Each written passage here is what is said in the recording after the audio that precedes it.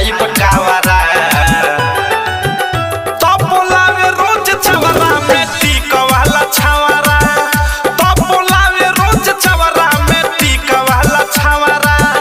तो बोलावे रोज चवरा में टीक वाला छावरा दुआरा पे आके रोजे हो जाला खारा कनख चलावे हमें करे इशारा भौरियाला जैसे आगे पीछे करे भावरा भौरियाला जैसे आगे पीछे करे भावरा।